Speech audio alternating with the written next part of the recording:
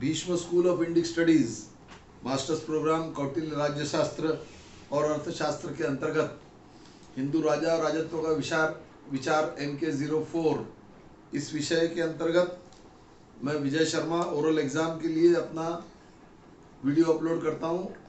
आज का विषय है भावी राजा का प्रशिक्षण।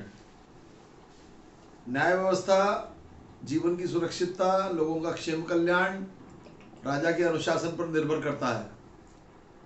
इसीलिए आवश्यक है कि भावी राजा का प्रशिक्षण बहुत ही सही ढंग से और बहुत ही उचित अनुशासन के अंतर्गत होना चाहिए, जिससे कि राजा अपनी प्रजा का कल्याण कर सके और राज्य में सब तरफ सुख शांति रह सके, लोगों की संपत्तियों की रक्षण हो सके।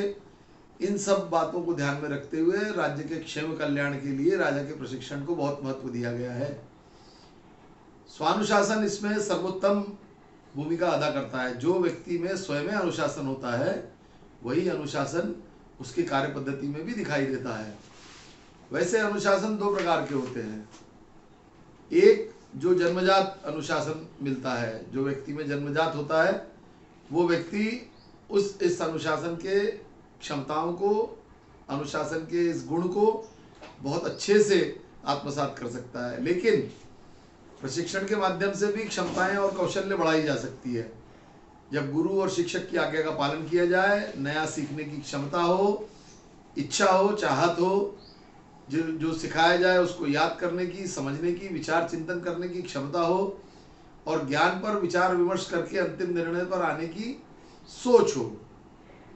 जिसमें बौद्धिक क्षमताओं का अभाव प्रशिक्षण में किसी प्रकार का लाभ नहीं होता। इसीलिए आवश्यक है कि भावी राजा अपने गुरु की आज्ञा का पालन करते हुए एक निश्चित अनुशासन के अंतर्गत शास्त्र सीखे, अनुशासन प्राप्त करे, कठोरता से जीवन में अपने उतारे।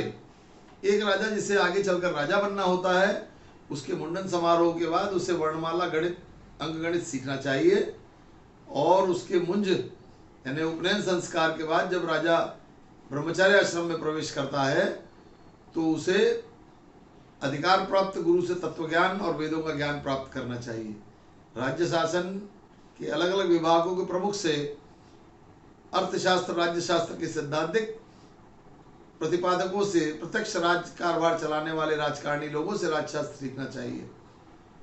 स्वयं के अनुशासन विकसित करने की दृष्टि से राजकुमार को हमेशा बड़े और ज्ञानी पुरुषों के बीच रहना चाहिए, उनके अनुशासन को सीखना चाहिए और उसका प्रशिक्षण कार्यक्रम एक निश्चित कालावधि में दिन को विभाजित करते हुए होना चाहिए, जिसमें दिन के पहले भाग में पैदल सैनिक जैसे युद्ध कला, हाथी, घोड़े, रथ, शास्त्रों का प्रशिक्षण लेना चाहिए।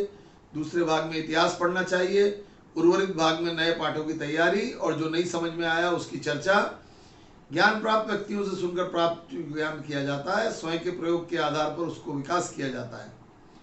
इसमें सबसे ज़्यादा आवश्यक ये है कि राजा अपने जो 6 शत्रु होते हैं, क्रोध है, जिसमें लोभ है, हवस है, दंभ है, उद्भट्टा है, इन दुर्गुणों का उसको त्याग करना है। इसके लिए स्वनियंत्रण और स्व अनुशासन की नींव उसमें पढ़नी चाहिए। शास्त्रों के अनुसार जीवन जीने का मतलब श्रवण, स्पर्श, दृष्टि, स्वाद, सूंघने के मिलने वाले सुख, इन सब का त्याग करना, इंद्रियों के सुख जरूरत से ज़्यादा नहीं भोगना। चूंकि राजा पृथ्वी के चारों कोनों पर राज्य करता है, यदि वो स्वयं पर नियंत्रण नहीं रखेगा और खुद के इंद्रियों को अधीन हो जाएगा तो निश्चित रूप से वो राज्य का विनाश कर देगा। ऐसे कई उदाहरण और कई श्लोक हमारे शास्त्रों में रखे हुए हैं। इसीलिए आवश्यक है कि राजा किसी प्रकार से अपने क्रोध पर नियंत्रण करे।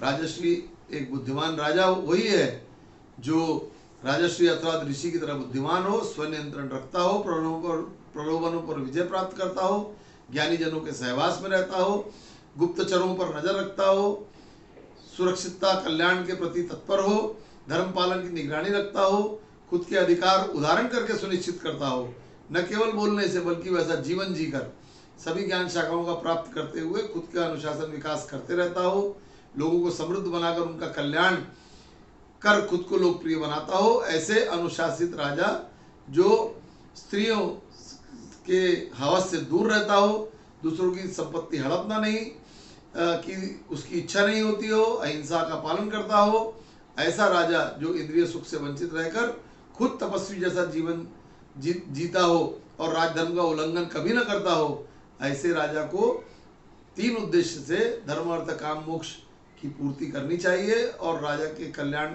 राज्य का कल्याण सोचना चाहिए। इसके लिए स्वनियंत्रण और अन्य ज्ञानियों का सहवास, वेदों का अध्ययन, इस आधार पर राजा स्वयं को प्रशिक्षित करता है।